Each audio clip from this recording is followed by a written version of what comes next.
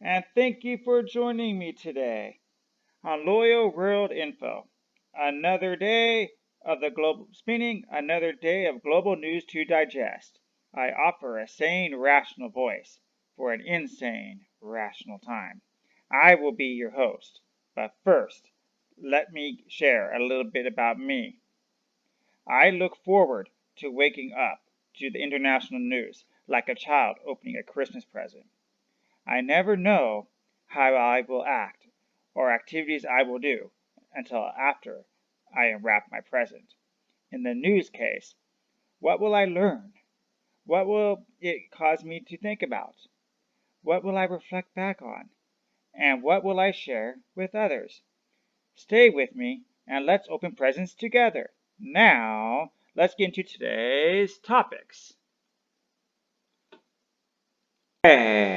Today is August 6, 2020, and the topics of the day are illegal immigration in Vietnam, the Lebanon explosion, husband sells wife and daughter for sex, found guilty, HomePlus and its workers, Vietnam Airlines cuts salaries by 50%, China hunts down Hong Kong advocates from abroad, and China harvests DNA nationwide through convoy testing. Stay with me and let's get into the stories.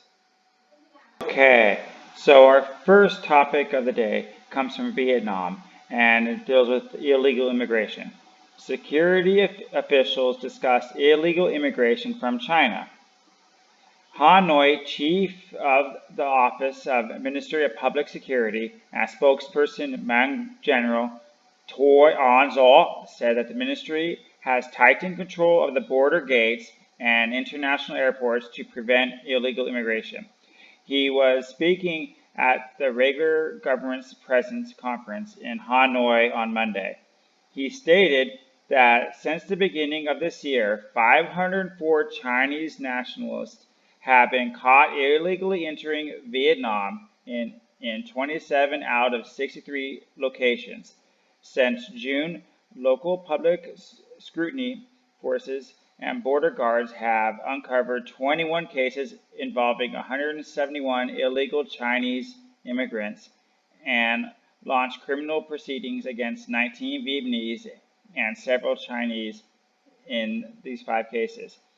Now, these people that came in, some of them were coming in to work, but others were actually trying to go from China to from Vietnam to Cambodia, because Cambodia recently opened up their borders to where you can gamble again. So they wanted to gamble, but the issue is with closed borders and these people coming in that they were untested and they had potential for convid.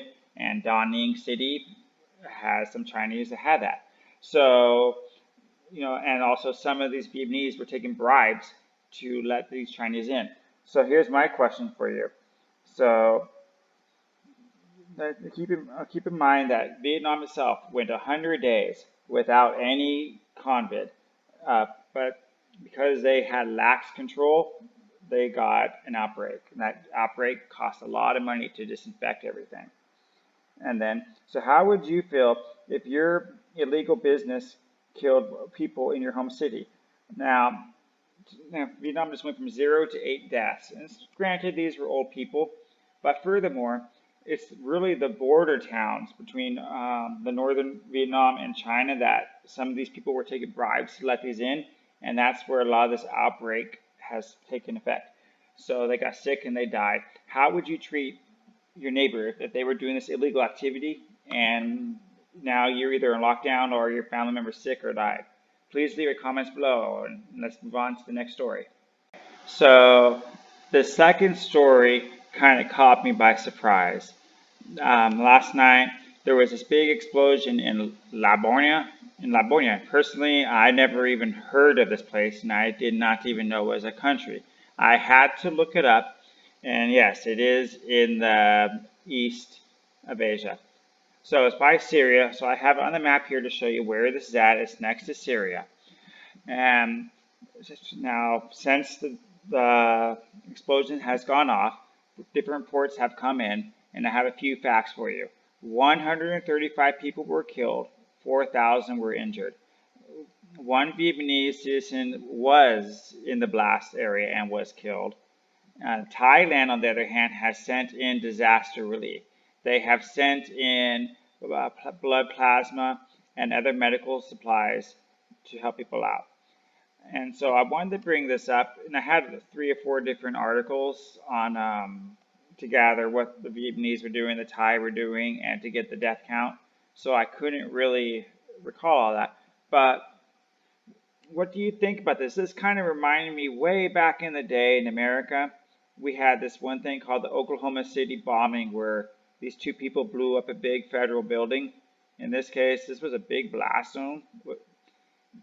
And it kind of worries me because, America itself is going through all these protests and they're launching rockets and stuff at federal building. Do you think that something like this will be the next step in the America fights?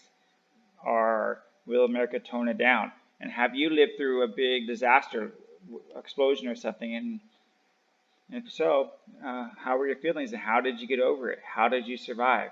Please like, comment, and leave, subscribe below. And let's get on to the next story. Okay, our next story was quite appalling. And this story, usually I get a sex story, man sells trafficking girls or somebody buys a child. But this story stood out to me because this man who prostituted his wife and daughter pleads guilty to human trafficking and he faces more charges. But what kind of man would sell both, his daughter and his wife? So let's read about this and get a little input. So Kalong, a 43-year-old lorry driver, pleaded guilty to 2 charges under the Anti-Trafficking Persons and Smuggling of Migrant Act for forcing his wife and daughter into prostitution. He was charged under Section 13B and Section 14 of the Act at the Kangong Sessions Court hearing. This here was in Malaysia. He is accused of using force to traffic a person for the purpose of exploitation, as well as trafficking a child for the purpose of exploitation, respectively. The man was first charged under Section 13B. Okay, that's great. In 2019. He faces a secondary charge of forcibly exploiting his 13-year-old daughter between January 2019 and February 2020. So he started doing this back in 2015 and he's been doing it to 2020. The accused, who was unrepresented, pled guilty to both charges.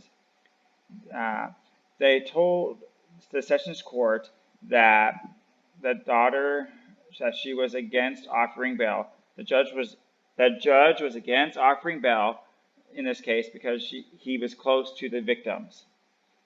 She added that the accused was related to the victim. Yeah. So the judge declined to give the accused bail.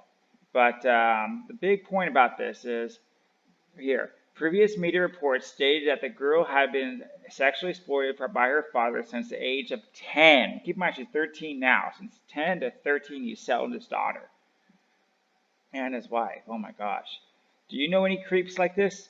The man came to light when the child's aunt found out that and lodged a police report claiming that the accused had prostituted her since 2017 at a condominium in Hula Lagar. All right. So, and then according to the media reports, the accused forced his daughter to sexually entertain some 20 men from mid-2019 to 2020. So a 13-year-old at least had 20 men. Congratulations. And who knows how many his wife had. So here's my question, though. So how far would you go to make money? And how could a father sell his family? How would you deal with some big family secret? And how do you recover or get away from a disaster like this? Please leave your comments below. Like, comment, subscribe. Okay, so let's move on to something more positive. I have two mega corporations here, one from Korea and one from Vietnam, and how they are handling the massive convid lockdown and their employee retention. So the first one is HomePlus, speeds up sale of stores to secure liquidity. So HomePlus, for those that don't know in the West, is pretty close to a Lowe's or a Target. They're very big and they have pretty much everything you can want to buy. And they're more upscale than Walmart. I visited a few when I worked there. So amid the overall slump, the retail industry in the wake of COVID-19 outbreak, retailer chain HomePlus is speeding up its asset securitization and a plan to sell physical stores in order to secure liquidity. So the HomePlus basically said, all right, we're going to sell many of our brick and mortar stores. You know, it's kind of funny if you recall back in the 60s, 70s, 80s, it was the mom and pop stores that were kind of going under for the big not well chain store or mall, and now it's the big retail stores are suffering the same thing. So the company though moves after recording a net loss of 532 billion won, so that's 440 million during the period between March 2019 and February this year. So they lost a lot of money. Now, the reason that I put this article up is this company basically said that they are going to take 90% or more of all their employees and they're going to restation them for, you know, to do digital sales. Like they're putting them in their factories so they can do the digital orders because this company is moving online. So that is one benefit of this particular company versus the many American companies. Sorry, we're closing our store. All you employees, you are gone. So moving on to our second story, and this is broke today. This is the Vietnam Airlines to cut salaries in half. Now, in this case, Vietnam suffered a lot too. They just took a 280 million loss this year. And therefore, now they said they're going to cut the salaries of the pilots to 77 million dong, which is about $3,300. And their flight attendants are going to make 13 million dong a month, which is about 650. So all you that want to be a flight attendant out there, $650 a month for a flight attendant, or $3,000 for a pilot. Is that really worth it? Yes? No? Tell me what you think. And I'd really be interested to know. So I would also like to know, what pay cuts have you taken and how have you adjusted your budget? Any money saving tips you have to share with others, please leave those below. Okay. Now, this article is pretty disturbing. China uses law against exiled Hong Kong advocates. So let me read the article first, then I will explain why this is kind of haunting to me. Hong Kong police have issued arrest warrants for 6 Democratic advocates living in exile. The first time the territory authorities have used sweeping new legislation targeting campaigns living outside of Hong Kong.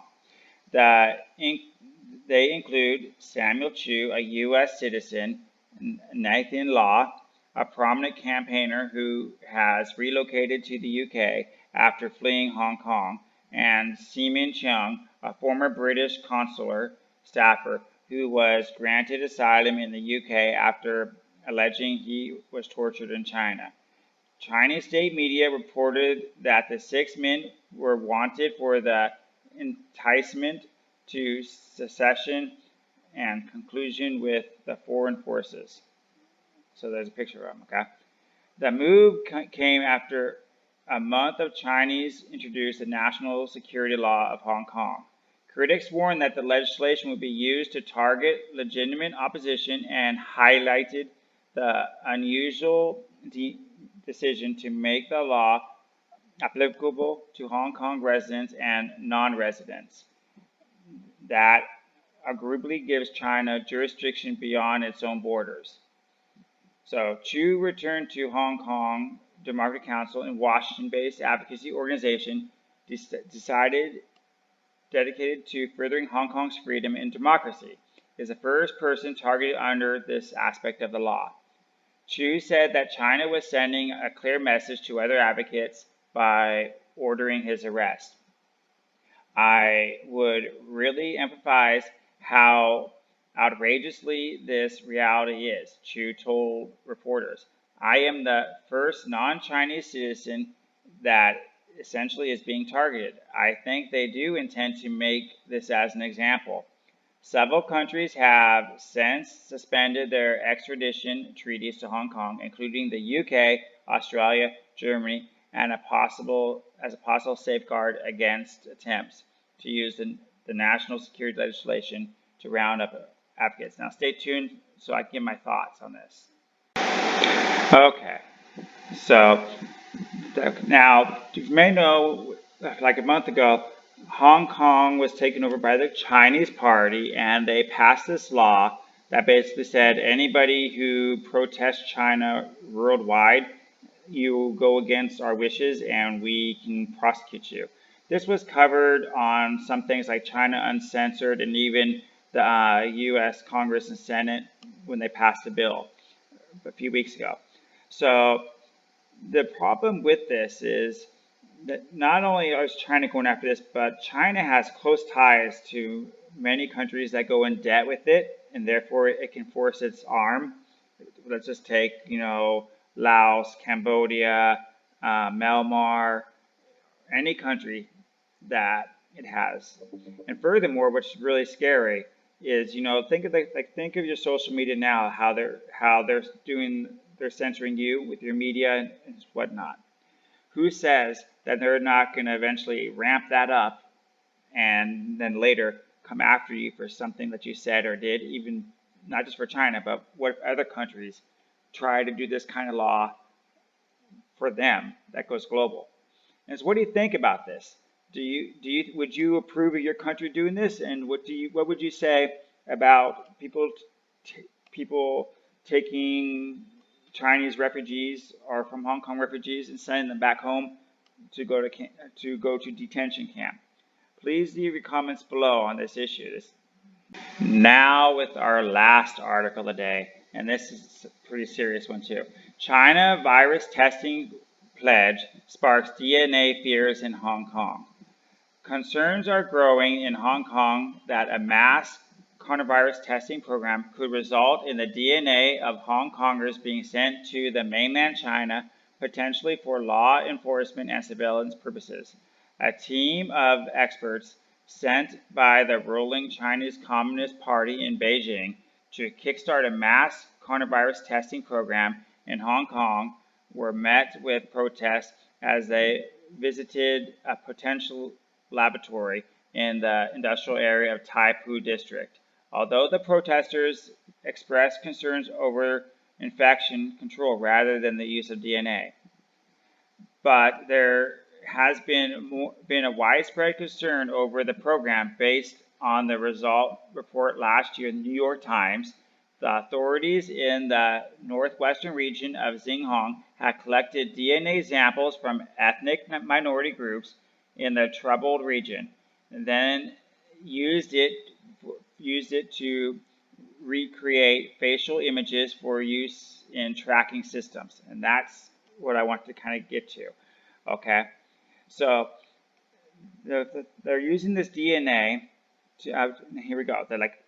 The New York Times reported that DNA data could be used to build mass surveillance facial recognition systems to track people of specific ethnics or political descents.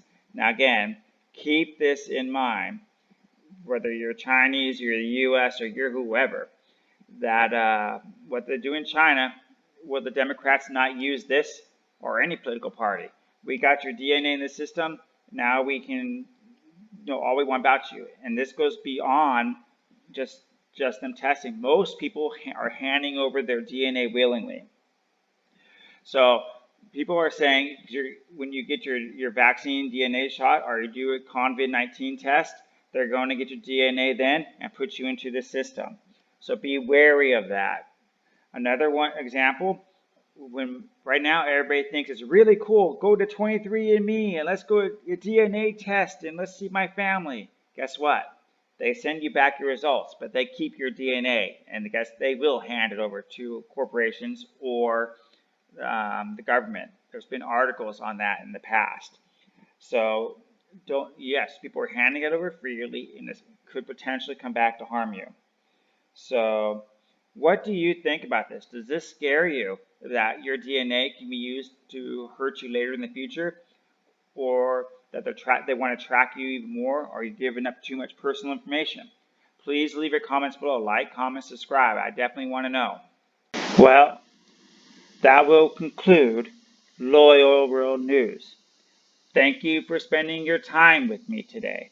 Feel free to like, subscribe, or drop a comment below.